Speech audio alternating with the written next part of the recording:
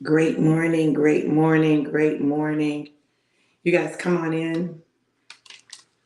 Come on in. While you're coming in, I'm going to share.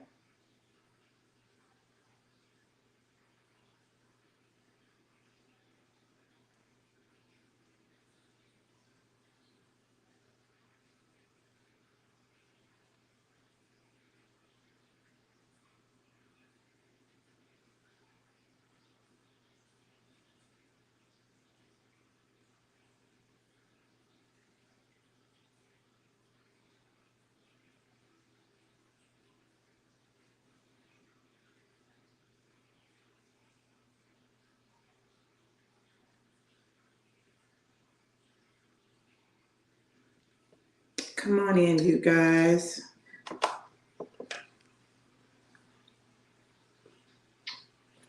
Great morning, April.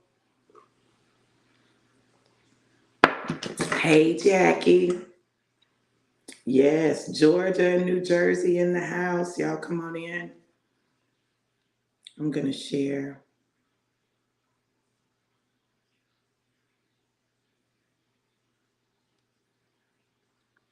Hold on. You guys shared. Let me know when you've shared.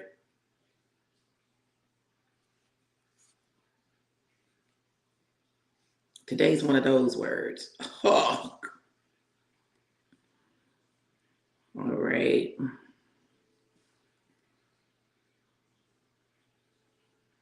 Hold on. Great morning, great morning. Let me know who's here and where you're tuning in from. Let me know who's here and where you're tuning in from.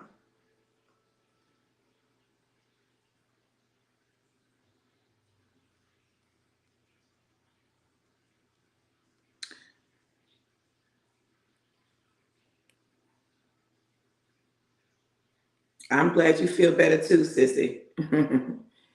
Hey, Denise, Grand Rising. Thank you for sharing, Jackie. Thank you for sharing. Okay, so I'm going to go ahead and get into this word because I got to. This is not a word I want to give. This is a word I got to give. Y'all know me. Y'all know me. Y'all know me.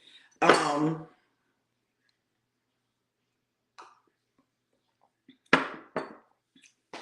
God is continually growing me. And one of the things that happens when God is growing you is you find yourself challenged. You find yourself challenged. And in the challenging, you have to make a decision, right? You have to decide, am I going to do what God wants me to do or I'm going to do what I want to do? Which one I'm going to do? Which one? Which one? Now, if you're like me, God will win the majority of the time, but there are times when you just want to do what you want to do. You don't want to do what God wants you to do. You just want to do what you want to do. And it's not that you just want to do what you want to do what you want to do. It's that you don't want to, you just want to do what you want to do because what God wants you to do, you don't want to do. Dying is one of them. Dying to self. I'm not talking about a physical death, but I'm talking about a spiritual death. I'm talking about this be next level. Um, where your desires, your attitude, your mouth, you know what I'm saying? Like your personality, like what you would normally do, you can't do. You got to die to self. You got to die to yourself. You got to die to your desire to have the last word. You got to die to your desire to always be right. You got to die to your way. You got to die. I don't want to die. I don't want to die. I don't always want to die to me. I don't always want to be the bigger person. I don't always want to do it the way God wants me to do it. I'm just talking about me. Maybe y'all are the people that always want to do what God wants you to do the way God wants you to do it. It's just not me. Okay. So I'm just being very real with you, being very transparent with you. But I know that I was filling out the prophetic drive-by, and he said, you got to die. I don't want to die. But this is the thing. See, everything is perspective. Like everything is perspective. There is no life without death. There's no life without death. They go hand in hand. They go together. They go together. So in order for a plant to grow, the seed must die. Come on, y'all. Come on. In order for a baby to be born, the egg and the sperm are no longer independently the egg and the sperm, but they combine to create something new. So as they were known in the past, they're dead. They die to become something new. And one of the things that I'm real clear about in marriage, but not just in marriage, but I'm just going to use marriage as an example. I believe God uses marriage to sanctify people because marriage requires another level of sacrifice, another level of death, another level of care and concern and compassion and empathy for another person. It requires you to face you, deal with you. It requires it. Healthy marriage does, right? So you got to die. Even before we get to the place where we're even talking about marriage, you gotta die. When you follow Christ, you know, a necessary part of it is dying to self. Now, that doesn't mean that you don't care about yourself, that you don't take care of yourself, that you let people walk all over you. It doesn't mean any of that, but you must die to self. Why? The things that Jesus did, the things that God calls us to do, the things that Jesus tells us to do, like, y'all, this ain't regular stuff, right? So you got to die to yourself, your ego, your pride, all of those things in order for you to be a true follower of Christ. You got to die to self. You got to die to self.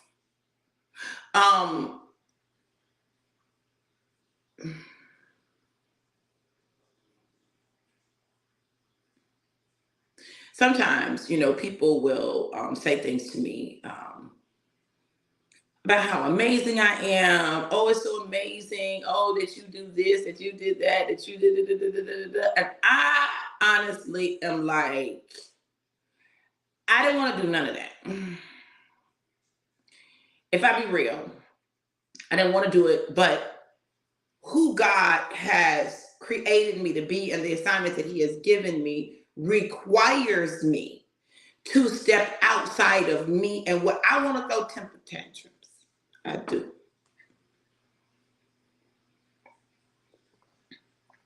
I want to get my way. I do. I want to manipulate and maneuver. I do. I'm going to get my way. Okay, let me do that. God will not let me. And y'all, I'm just being honest with you. It is challenging to die to self. Like, we want what we want when we want it, the way we want it, how we want it, when we want it. We want what we want when we want it. And if you say, oh, no, I don't, well, that's fine for you. I get it. I'm talking about me. You see, I talk about me so much because I know I'm not the only freaking person out there that feels like this. And too often we won't say how we really feel because we're afraid of being judged. Judge me. I'm getting ready to be honest with you. I'm going to be honest because somebody needs that honesty today. Somebody needs to know that you're not strange because you feel the way you feel. You're not the only one. You don't have to act like you've got it all together and it's so perfect and you're so perfect. You don't have to act like that. Listen, you can be honest. You can be real. Let's just be honest. Let's just be real. And you can do all of that. And God will still honor you. In fact, God honors your honesty more than he honors the lie that you tell him because he knows it's a lie. That's a lie. Stop lying.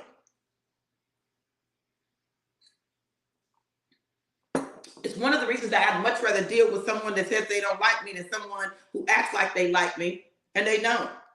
Or says they like me and they don't.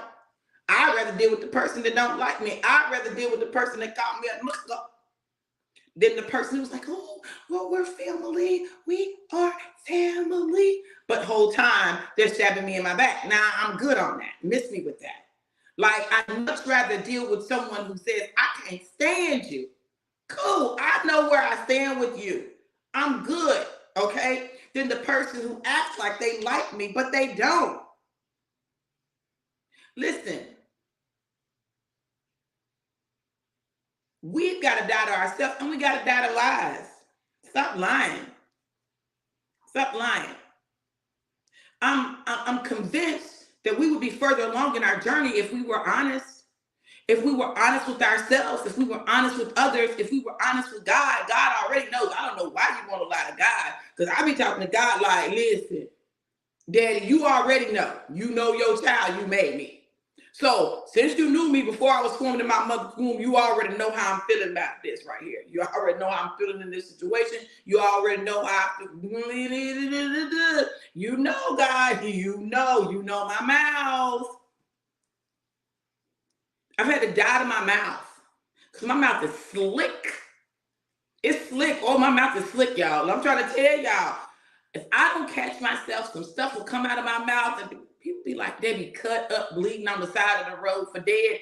Listen, because my mouth is slick and I'm smart. My mouth is slick and I'm smart. That's a dangerous combination because I'm going to be slick, smart, cut you with a smile on my face, and you ain't going to realize that you cut and bleed until you get down the road a little bit and see a trail of blood. Listen, I had to die and have to die daily to my mouth. Shut up. Don't say everything you think. Because some good stuff come to my head, boy. It be good in my head. Boy, oh, that's a good one right there. Like, bam, that zinger. Stop. No, don't say it. It almost came out. Okay, God. Get my mouth together. We have to die to self. And let me tell you why, y'all. This is not something that is super spiritual. Look, this is the reality.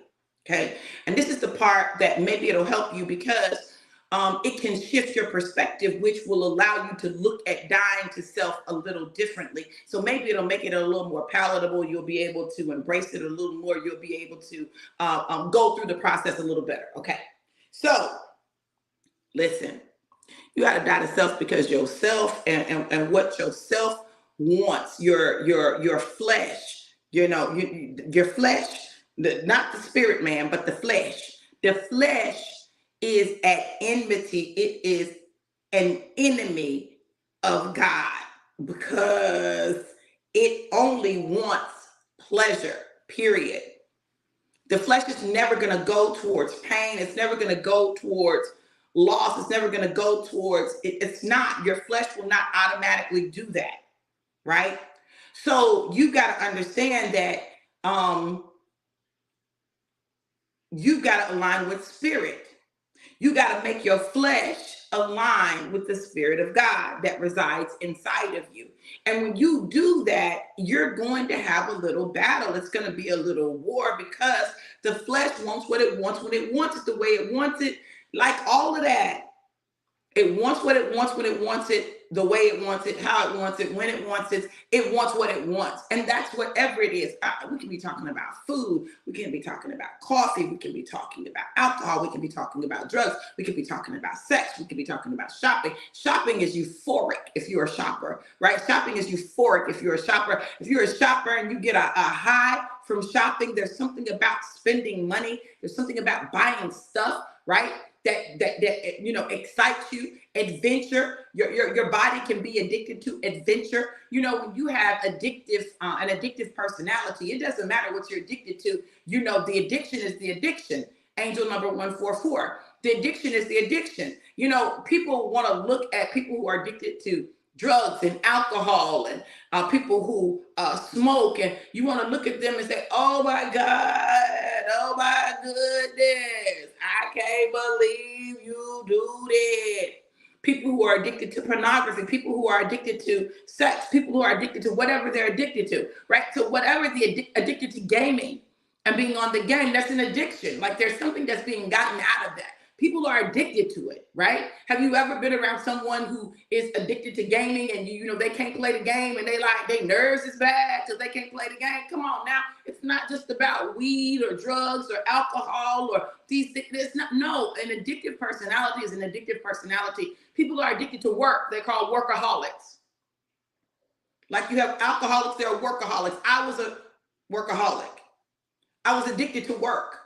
I was addicted to work and working. You know, if we talk about it in terms of the saboteurs, that would be the hyperachiever and restless. My hyperachiever and restless had me as a workaholic. I was always working. Working. Why are you working like that? Listen, it wasn't that I got more pay for more work. It wasn't that. I love to work. Like I felt like I was, it helped me to feel like I was doing something. You know, I was addicted to goals, right? Addicted to achievement. I just want to achieve, right? Now I had to check myself. There are people who are addicted to degrees. You know, they're addicted to degrees. They just want to get degree after degree, certificate after certificate. But you got to examine why and where it's coming from. Listen, I have nothing against degrees. I am an earned PhD. I have nothing against degrees. I have nothing against higher education. But this is one thing I will tell you. Listen, you got to be careful. You got to check where stuff is coming from. Because if you're just getting degree after degree after degree, certificate after certificate, taking course after course after course, and you're doing those things to make yourself feel better, to give yourself value, then that means that you're dealing with some stuff that has nothing to do with the knowledge that you're attaining. It has everything to do with status and feeling insecure. So listen, your identity cannot be in pieces of paper. And I don't care what the piece of paper is, a marriage certificate, an ordination, a degree, like a certificate in something. Your identity cannot be in a piece of paper. Why? A piece of paper can be torn up.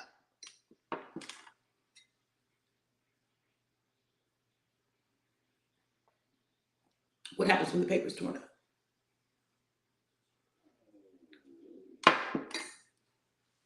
What happens then?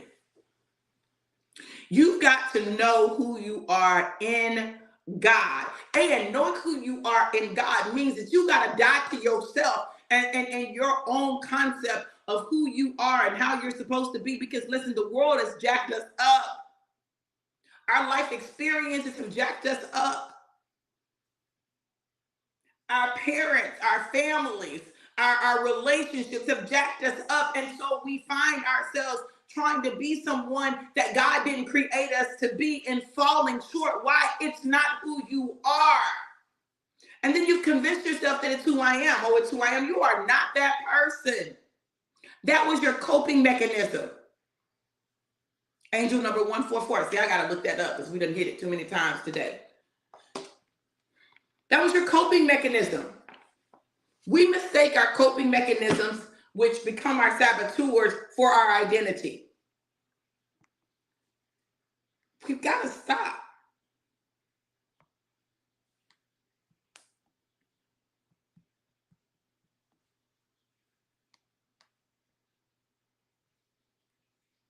Angel number 144, and it's still on there, right?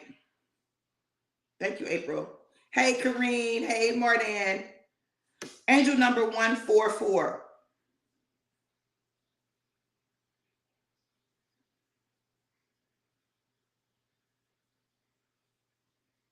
Okay. Angel number 1 represents new beginnings, and number 4 symbolizes stability. Okay. Together, these numbers suggest that big changes are coming your way. That's why you have to die to yourself. See, God can't take you into these big changes and you not dead to yourself and to how you think it's supposed to be. Listen, you got to be in a place where you can hear God for yourself and you can hear God when he's saying it. You can go with God's plan and not yours. The angels are urging you to stay positive and focused on your goals, as you will soon be manifesting them into reality. It is time to take a practical approach to your long-term goals. The meaning of the number 144 is also associated with the vibration of love. This could be interpreted in a few ways. Either you're about to experience an influx of love in your life, or you're being called to share more love and compassion with others. Whatever the case may be, this number is a sign that the universe is conspiring in your favor. So the universe is conspiring in your favor to make things work for you. You've got big changes on the way.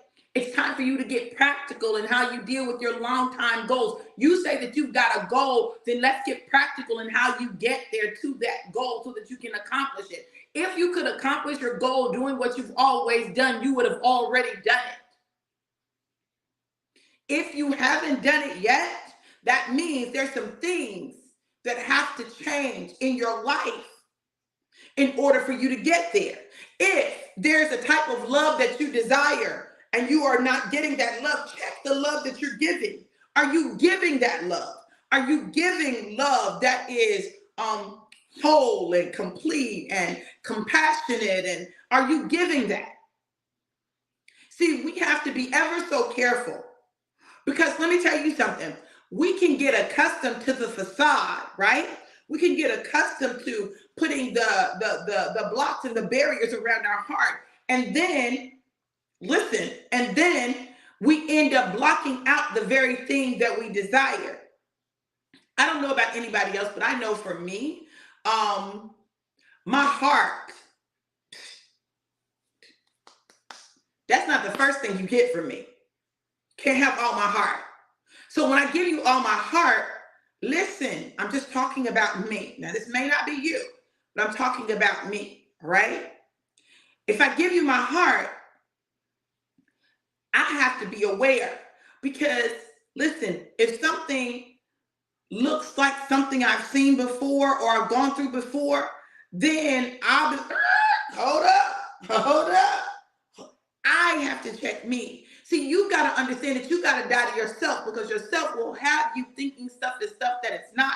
It'll have you drawing back, shutting down. It'll have you doing all of those things. You have got to pay attention and die to yourself. Love can't be based on what you're getting back. It's got to be based on what it is. Unconditional love is unconditional. It is not conditioned upon someone doing this or someone doing that. No, it is love that you give freely. If you're not giving it freely, you are manipulating. Coming from someone who's been a master manipulator in my life. I manipulated my own self. Come on now. I would have to trick my own self, right? Listen, you've got to understand that dying to self means that it's not about you. It's about you, but it's not about you. See, so sometimes we'll allow ourselves to stay stuck in a place because that place is comfortable to us. We're familiar with it. We know it well. It is our friend. It has become a part of how we see ourselves. But some of that stuff is not serving you. Why would you hold on to something that isn't serving you? It doesn't help you. It doesn't move your relationships forward. There's this thing when we talk about positive intelligence called flash forward, right? Where you flash forward and in the future, at the end of your life, listen, when you look back on it, will this particular action, behavior, thought process get you to the place where you want to be at the end of your life? Is it in alignment with your values? If it is not, why are you holding on to it? Why are you holding on to it? Does it produce the result that you desire? If it doesn't, let it go. Because it'll be a TKO, but it won't be a love TKO. It'll be a self TKO. You will have knocked your own self out, holding on to something that doesn't serve you. I had to learn to shut up. Shut up. Shut up. Don't say it. Just be quiet. Sometimes I have to give myself a timeout. Ain't nobody got to give me a timeout. I give myself a timeout. Why do I give myself a timeout? Because my mouth will be done said something I cannot take back. So I give myself a timeout. Oh, baby, you need a timeout.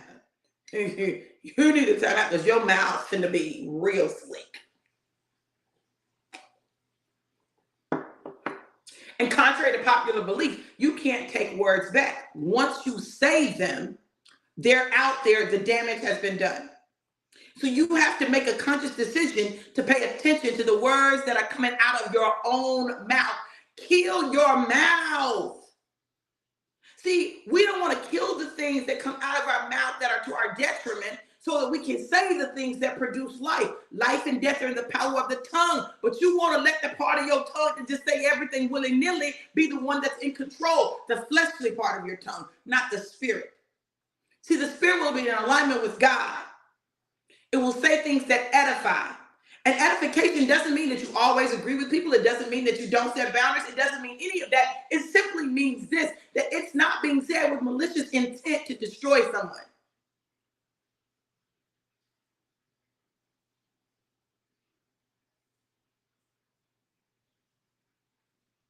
How are you saying what you're saying? I remember having a conversation with my daddy. My daddy was saying something. What he said was the truth. He did not lie. What he said to me was the truth. Hear me when I tell you this. What he said to me was the truth. But the way he said it, I could not. I could not. So I had to tell my Daddy, please don't talk to me hard. Now I know y'all like, talk to you hard. Yes. What is talking to you hard? Talking to me hard is when you say something harshly. It can be the truth, and you may need to tell me that, but there's a way you're going to have to tell me. Now, you may say, well, Dr. V, well, you should just be able to take it however it's given. Well, I may should, but I can't. So if you want to reach me, don't talk to me hard. When a man talks to me hard, it triggers me. And what I don't want to be is triggered. So I have to work on my triggers, right? But also, yo, the fact of the matter is sometimes we need to work on how we say stuff to people. Our mouth. You think that my mouth is slick for no reason? My mouth slick because my daddy mouth slick. Oh, cut you up. You be like, I said, Daddy, please don't talk to me hard. Now, if I had said to him, you're not going to be talking to me no any kind of way, then his mouth would have got slicker. That's the way our mouths work, right? Y'all know what I'm talking about. When somebody talk to you crazy, you want to talk to me? Oh, I'm going to talk to you even crazier. Oh, you thought that was crazy? Oh, you ain't seen nothing yet?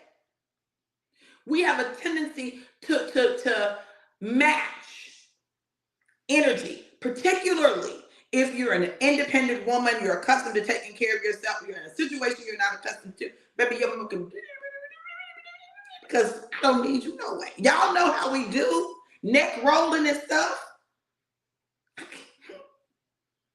I'm in my soft life. I'm trying to keep my life soft. So that means that I have to be soft. Soft in my approach. Even when I want to be harsh, just soft in my approach. I had to learn that being soft isn't the same as being weak. That being soft isn't the same as just allowing someone to run over you. I teach communication, and this is the key to effective communication. Effective communication is when you convey a message to a person and they understand your message and you accomplish your goal. You can't always accomplish your goal busting somebody upside the head. Sometimes you just have to say it in a different way. So people look at me and they look at I am notorious for dealing with men that are harsh. Like, I don't know what that is. I don't know why God has me in that place where I have to deal with men whose mouths be real slick. They say stuff, they be cutting you up, left, right, up to the top, down to the bottom, like just slicing you up, just mouth. Because the Lord knows I'm about that life, honey. Listen, you can get these hands, okay? I don't care that you're a man. You might win, but I'll fight you. At least I would, okay? And God began to teach me that men who talk harshly are normally the men that have been damaged the most. Men whose mouths are real harsh have been cut. People have cut them.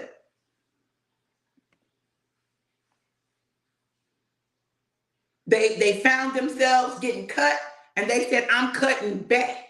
Matter of fact, I'm going to cut before you cut me.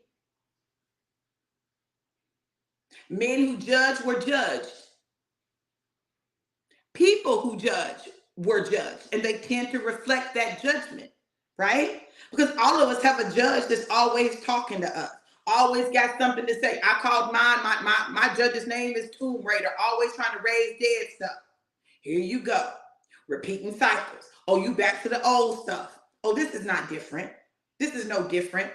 Oh, you just jumped the gun. Oh, you did. The judge always got something to say. Always. So it's my responsibility to check my judge and not allow my judge to affect how I'm interacting with the people around me. Because it will. Because guess what? When your judge gets to working and you looking at stuff and you like, that's dumb. Like, why would you do that? Listen, you're going to communicate that to who you're talking to. What you're basically going to say to them, I don't care what you're saying to them, it's going to come across like you're dumb. You're stupid. Why would you do that? That's the dumbest mess I've ever seen in my life. Although you may not say those words out your mouth, your tone, your expression, your body language, all of those things will reveal it. You think that people aren't going to see it? They see it. We think we're slicker than we are. You've got to understand that in this season of your life, you can't let your tongue mess up what God is doing for you. You can't let your mouth interfere with where God is taking you. You can't allow death to come out of your mouth and think you're going to see life in your surroundings. You will not. However, you will also have to set boundaries. You'll have to set boundaries, starting with you. You got to set boundaries with your own self. What you're going to allow yourself to do in this season. Habits that you need to kill and habits that you need to develop. You got to die to yourself, to your flesh, so that you can live in Christ. There is a song by Pastor Mike Jr., and it's called, I think it's Counting Your Blessings.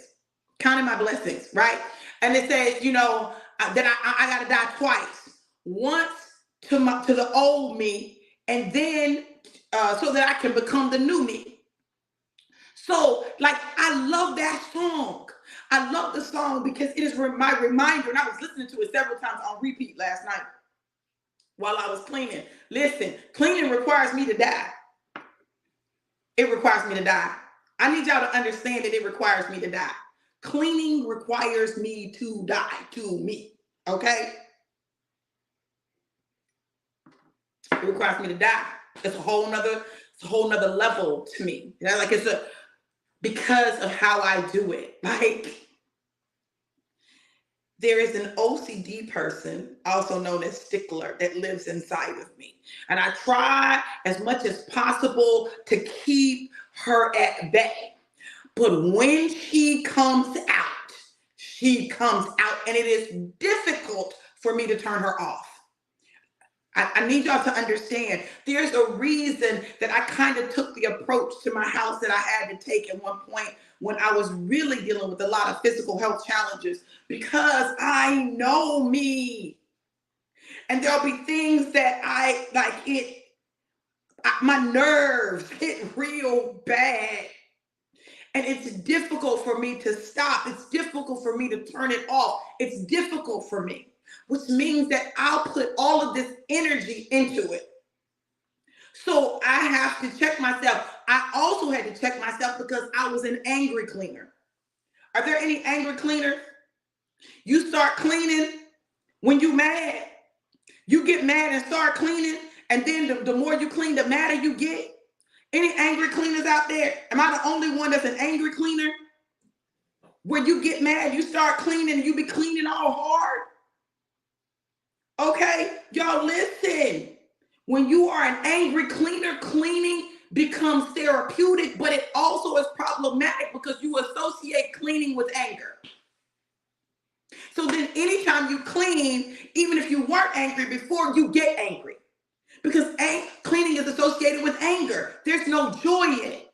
So God has been transforming my cleaning mentality to one where I can clean from a place of joy and not a place of anger, so that I don't get angry. But I have to catch myself. Y'all, do you hear what I'm telling you? I have to die to me. I said, no, not that, baby. You're talking about throwing the stuff away you need later. And not even so much that, throwing other people's stuff away. Oh, y'all didn't want to clean? Okay, I got you. I definitely have thrown my kids' stuff away. I told y'all clean this stuff up. Oh, you don't want to clean it up? That's okay. I got it. Trash bag, all the stuff that you paid for in the trash. That don't make no sense. Now that is facts, baby. Now that I've done that. I've done that. I won't do that to you though, baby. I won't do that to you. I won't do. You probably will think you're gonna need it later, but you really not gonna need it later, okay? Look, you've got to understand you. And in understanding you, you gotta deal with you. You gotta die to yourself, and you gotta live unto Christ. See, you can't be raised with him if you don't die with him. Dying with him means that it can't be about you. You've got to learn how to love beyond people's flaws. Jesus knew every one of the disciples were going to do exactly what they did and loved them anyway. He never threw it up in their face. Even when Peter said, Lord, I'll never deny you. He said, yes, you will, Peter. You'll deny me 3 times before the cock crows. Okay, before this rooster crows, you'll deny me 3 times. No, Lord, not I. I would never do that. What did he do? Exactly that. But he still is the one that Christ built the church upon. Do you understand what I'm telling you? We haven't mastered that, many of us. And so we end up throwing away the very people that are key to God bringing us to the next place of destiny because they messed up, because they have flaws. And yet, it is a reciprocal relationship. You need each other. It is symbiotic. Hey, baby.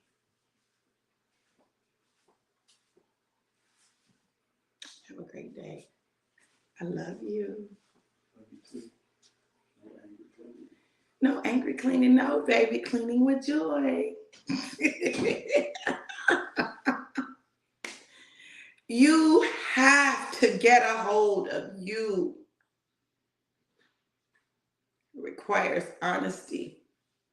It requires vulnerability. One thing that we tend not to like is being vulnerable, because too many people often have taken advantage of our vulnerability and taken it as a sign of weakness and used us. But imagine this. Imagine creating a space where you can be vulnerable and safe. Vulnerable and safe. A place where you can really heal. For me, that was my relationship with my daddy.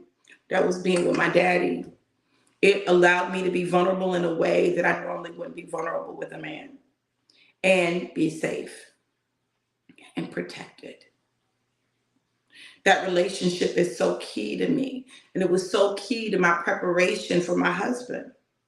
I tell my husband all the time, you and my daddy are so much alike. Like, y'all are so much alike. Like both of them, both of my daddies. He's like a mixture of both of them. I'm like, Lord, what are you doing? Okay. But the beauty is that I've learned how to navigate the interactions, the relationship, how to recognize and look beyond the surface or beyond what's said to see really what's going on.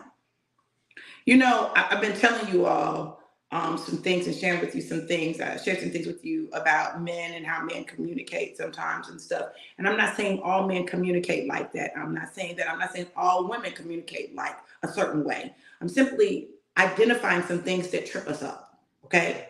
So for me, with my daddy who raised me, I took his criticism to heart. I took it to mean that I wasn't good enough, that I could never measure up. It really affected my self-esteem and affected what I allowed myself to deal with in relationships, right? And later I found out that he would always be bragging on me to other people. And I'm like, for what? Like, he don't tell me none of that. So why is he out here telling other people? Well, the reality was that he didn't know how to tell me. He felt like if he told me I would stop working, I would stop trying to achieve. He felt like he needed to be like that in order to produce more in me. That was his concept, right? I know now that that was a saboteur, right? That was a saboteur he had that he was also placing on me, right? But I didn't understand that as a child. I didn't understand that growing up. All I knew is I felt like my daddy didn't love me, one, because he didn't tell me he loved me, and two, because he always found stuff wrong with me. He always talked about what was wrong with me and never about what was right with me. He always had some criticism for me. So that was difficult for me. I struggled with that. I struggled with my identity. I struggled with men. I struggled with the type of man that I was drawn to, because I kept being drawn to the man who was just like my daddy, and it was not working. Wasn't working because I wasn't getting what I needed. So I kept trying to fix my relationship with my daddy with the men that I was in relationship with, and it wasn't working. So as I got older and my daddy and I began to talk more and have more conversations, I remember this was very pivotal for me in terms of understanding that my daddy really did, like, he really was proud of me. So I'm talking to one of my little sisters. I had three sisters that my daddy raised, right? They were not biologically his children, but he raised them. He raised them from the time they were little girls, right? And so they had all these experiences with daddy that I never had, right? Even though he was in my life, we never had those experiences because I never lived with him on a daily basis. But I remember after daddy died, my sisters had come into town, and we were at breakfast and we were having a conversation. And my sister was talking about, she remembered when daddy taught her how to fry chicken. What? And they talked about daddy putting a mask on and being outside and scaring their mama. And I said, what? My daddy? No, no. I didn't see that side of him. I didn't get that side of him. But I also remember when my sister was in high school, I remember daddy telling her that she needed to be more like me. I thought I was messed up. He was telling her that she needed to be more like me. And I remember having a conversation with him and said, daddy, don't do that to her. Let her have her own identity. She has to have her own identity. Don't compare her to me, because we're two different people.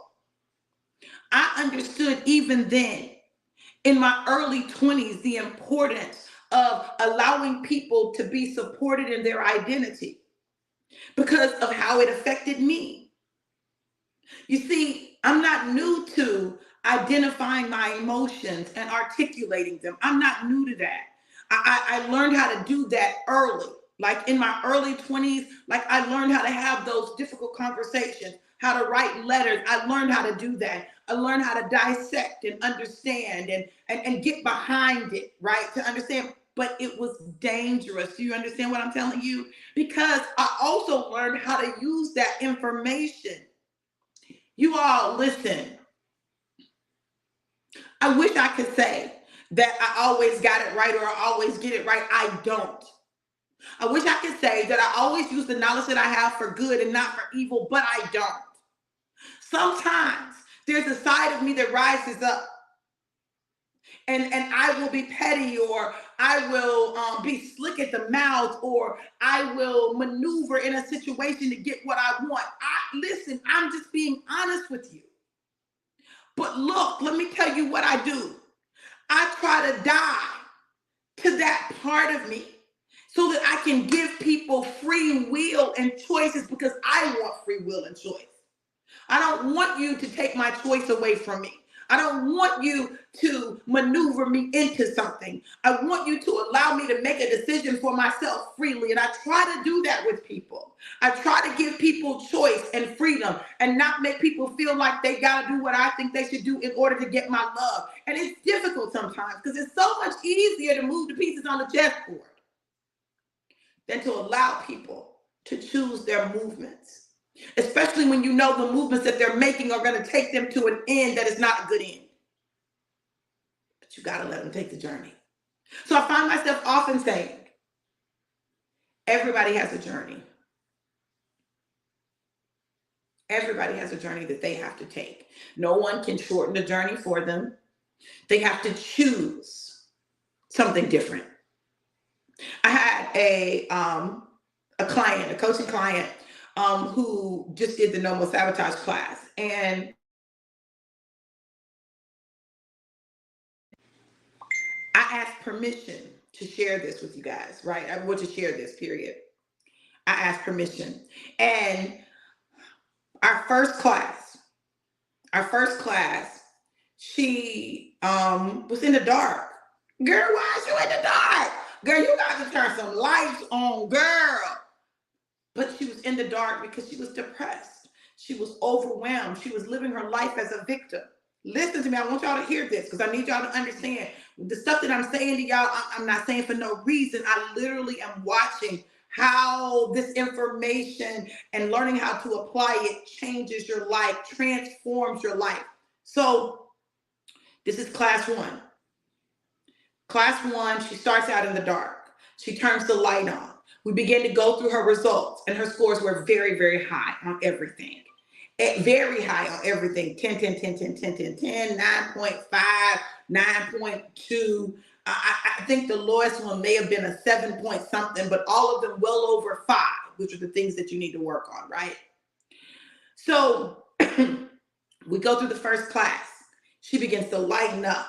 She has aha moments. She begins to realize that she's believed these lies all of her life, and she has made them a part of her life. She starts to see the truth versus the lie. She begins to brighten up, have more energy, laugh. She begins to talk about justification lies because they're lies. You know, I'm big on that. Y'all know I'm gonna have fun when I do what I do.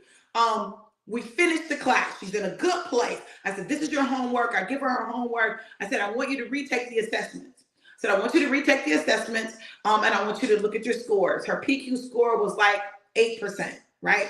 8% of the time her brain was working for her. 92% of the time her brain was working against her. It was sabotaging her, right? She retakes the assessments.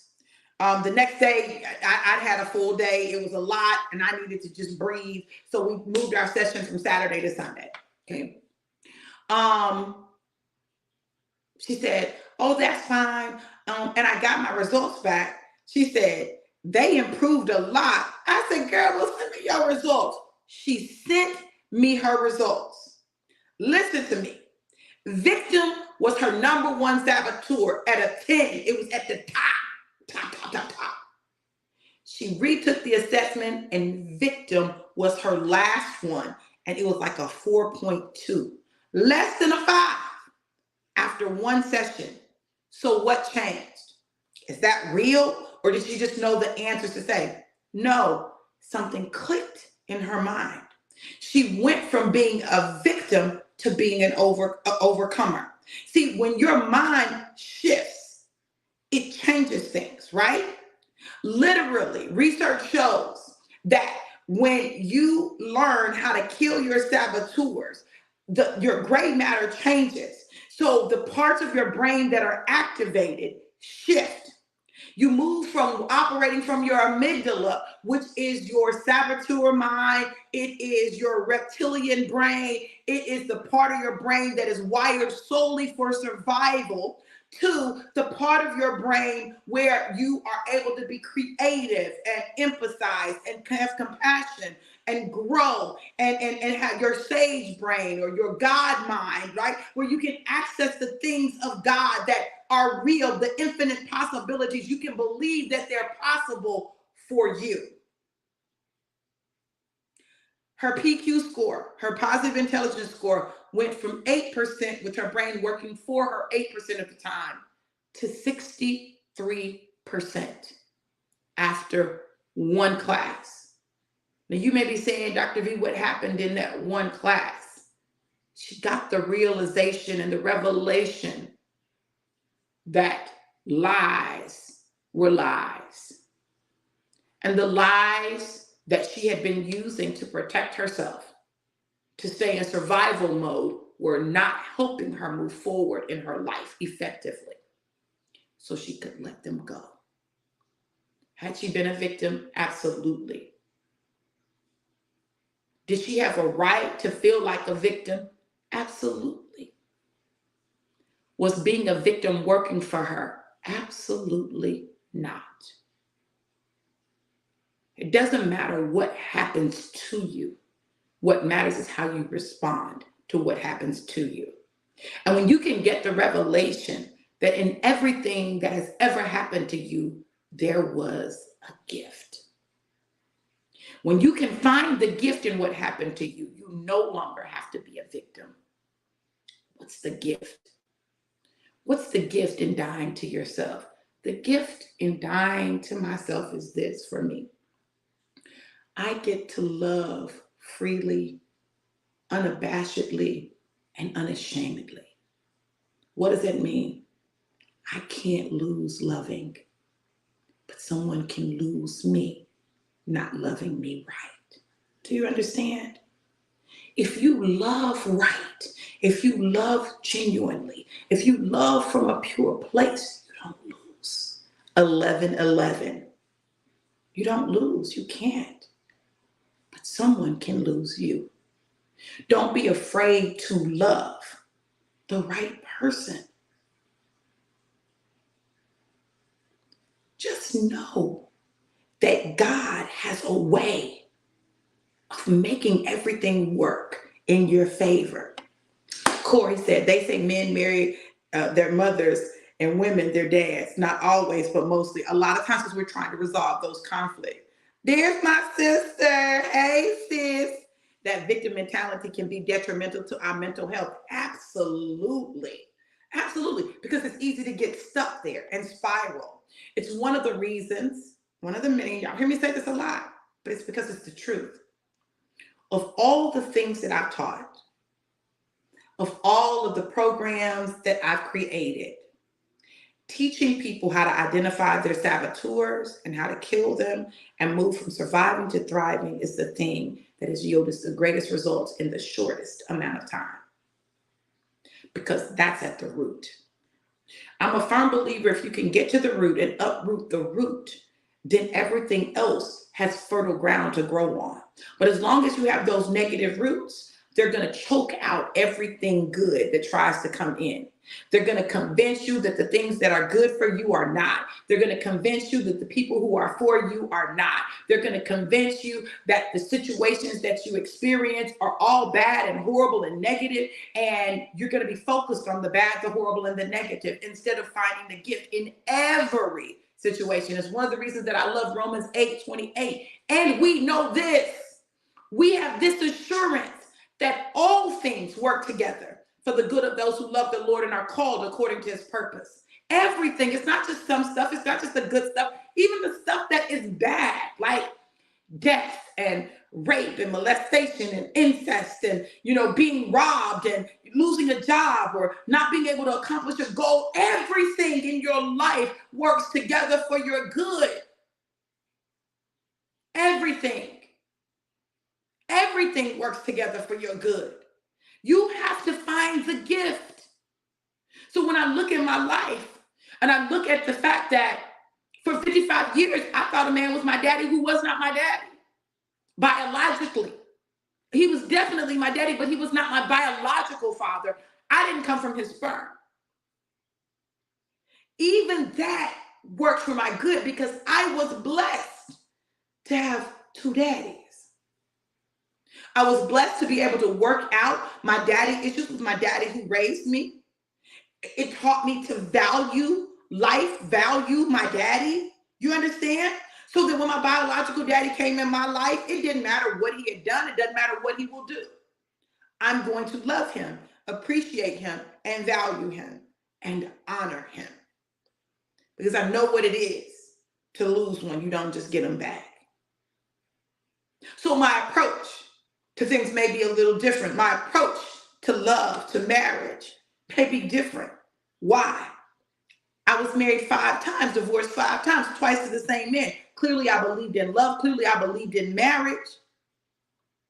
But I had all of these negative roots that were working against me, allowing me to choose the wrong men, allowing me to not give myself all of myself. I don't say it to brag. I say it because it's the truth. And one of the things that we've got to do is recognize the truth about us. We got to recognize the truth about us. Sharita said, how do you know if they are the right person to love when you've been played with about love? Dr. V, I struggle to love due to what I've gone through, but I trust God even when it doesn't feel good. Well, listen, this is what I'm going to tell you. Okay? Me and Tim's relationship was so different than anything that I've done before, right? And not that I haven't gotten married in a short period of time, but listen, I promise you, we done kissed, you held hands, something. We did none of that. We did none of that before he proposed to me, right? Like I'm like, what? He just anyway. I was clear on me and what I needed. You got to be clear on you and what you need. And I'm not saying be a fool for love, but I'm saying you've got to, people say this all the time, try the spirit by the spirit, but really build a spirit. And I wasn't afraid to have him checked out. I wasn't afraid to allow people who know me to talk to him. We had to do premarital counseling. That like there was a prerequisite, and we did it with a couple that I knew understood me, knew me, and who understood kingdom principles as it relates to marriage. I said, I always said, if I ever got divorced again, that when I got ready to get married again, they would do my counseling and they would perform the ceremony. And that's what we did because I knew they would be honest with me. And I knew me. I finally knew me. So I was very confident, right? But I wasn't afraid for him to be checked out. My daddy checked him out. And I didn't ask him to have my daddy check him out, but he went to my daddy to ask for my hand. So have people who know you and love you also, just get their feel on it, right? But at the end of the day, listen, at the end of the day, it's what God says that matters. It's what God says. Truth be told, we hit a point during our engagement where I was almost deuces. Deuces. I said, God, what? And I heard God clearly tell me, I put y'all together. I did this. You didn't do this. He didn't do this. I did this. And I did this because both of you need each other. See, when God speaks, that settles it for me. I said, okay, God. He knows what and who you need, even when you don't. He knows. He knew I needed Timothy T. Johnson. He knew I needed him. And he knew he needed me. See, we want what we want. But we can't always recognize what we need.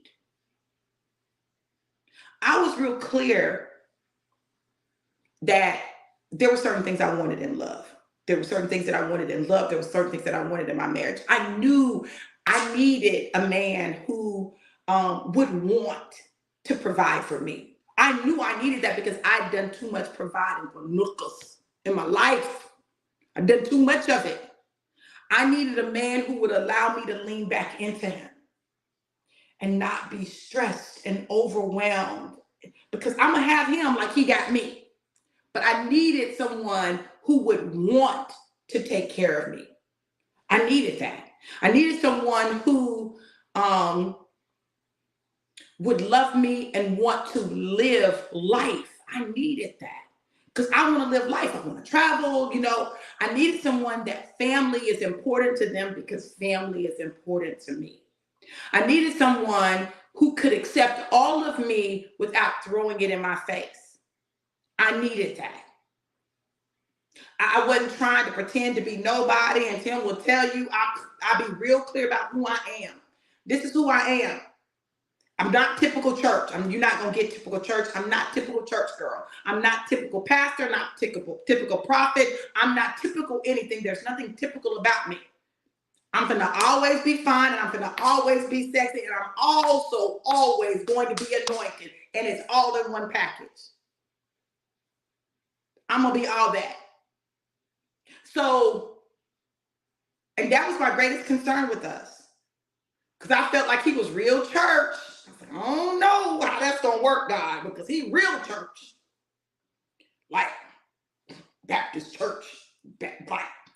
And I ain't saying nothing about the Baptist church. I'm just saying, listen, I did not know how that was going to work. But God knew what he was doing when he put us together. And I had to trust God, because clearly me trusting me didn't work out so well. And I know it's all working together for both of our good.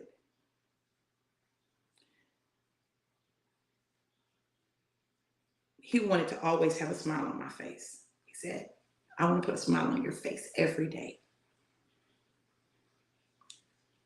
That means a lot to me, because I love to smile. So even if he does something I don't like, he knows how to make me smile, you know? And it doesn't mean that we don't have difficult conversations. We do. But when you can have difficult conversations, but know at the end of the day, y'all good, like there's no conversation that we can have that threatens our marriage. There's nothing that we can encounter that threatens our marriage. There's nothing that we're going to go through that means that we're not going to be together. It just means that we've got to figure some stuff out. There's no exit. I have no exit plan. I have no plan B. There's no if this doesn't work. There's only us and us growing together. That's it. There are no options. And so I do what I do because I finally feel safe to love the way I always wanted to love.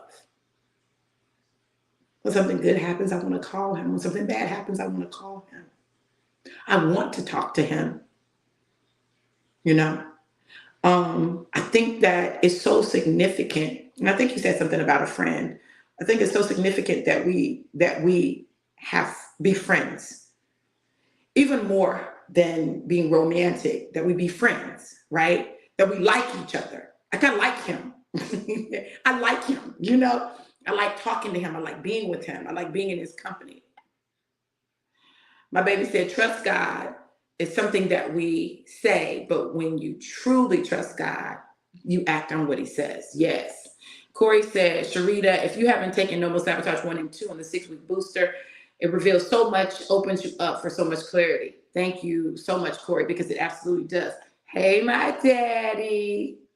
Sharita said, this is confirmation because my best friend told me the same thing, that God put you and Jeremy together despite how you feel. You don't know what God will do or who he will send, so keep trusting God.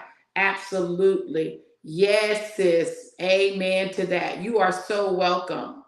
You all, look, you got to die to yourself to live to Christ. You know, to be raised with him, you must first die with him. And that's the thing that we don't like to do.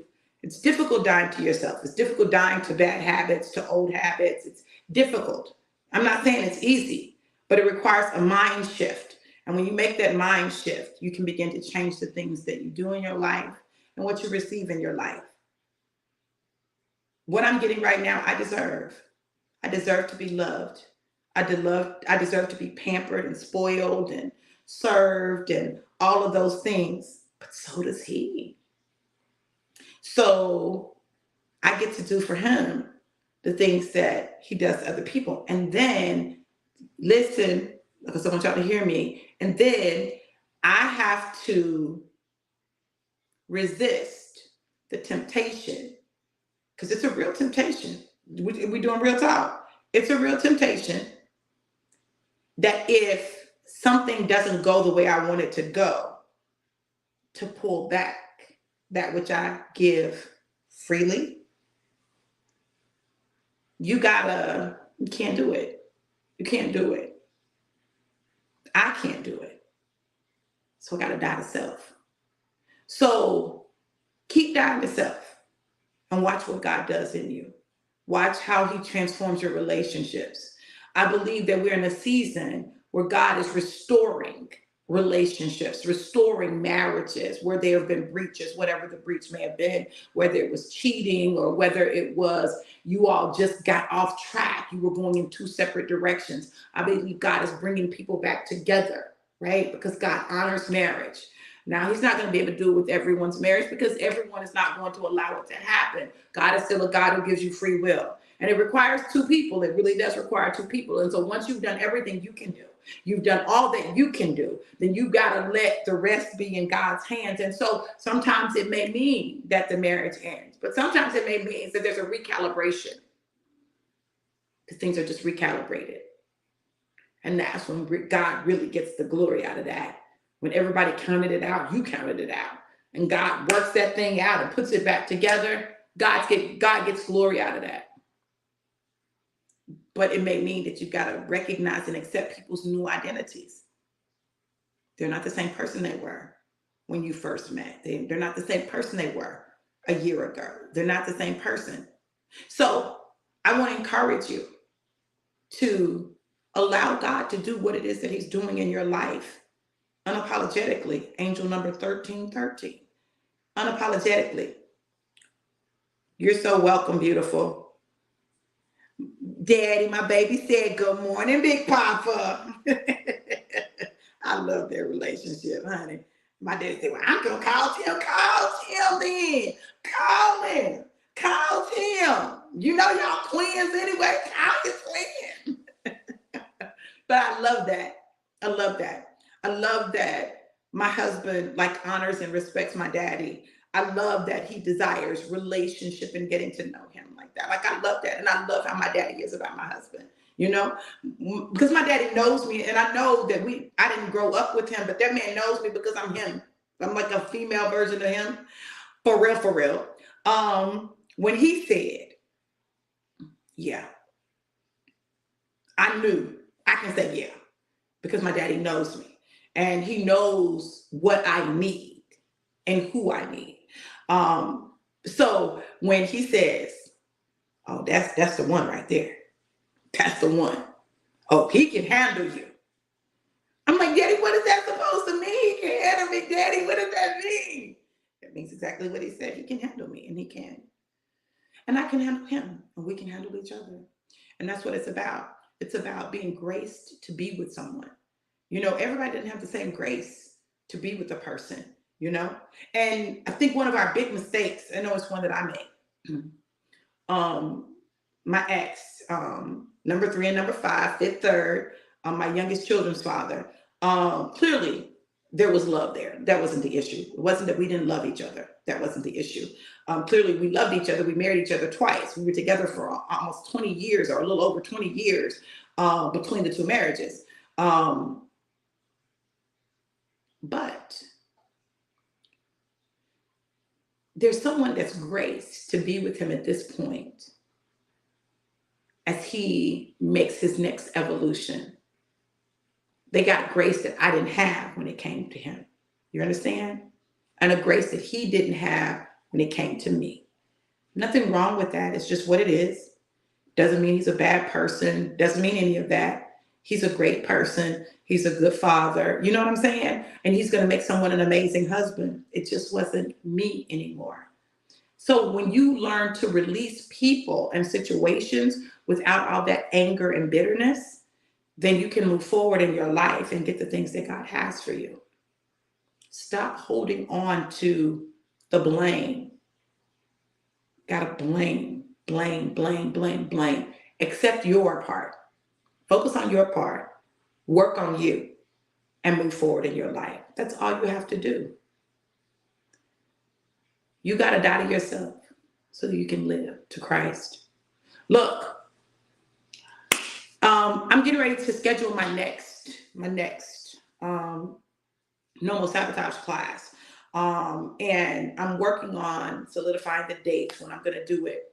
because my baby's birthday's this weekend. So it definitely won't be this weekend, but I'll be releasing that tomorrow so that you guys will know how to register for it. And I encourage you to register for it. Listen, if you don't invest in you, what are you investing in? Or we'll invest in getting our hair done, getting our nails done, buying some tennis shoes, buying some clothes, doing all of those things, but we'll miss out on what God is doing. Why? So I'm getting ready to release the supercharge, the 6 week supercharge, and my next set of part 1 and part 2 of No More Sabotage. It really has helped our relationship because we have common language. So we can talk about things in a common language and recognize when our saboteurs kick in. Yeah, I love it when he be calling me on mine.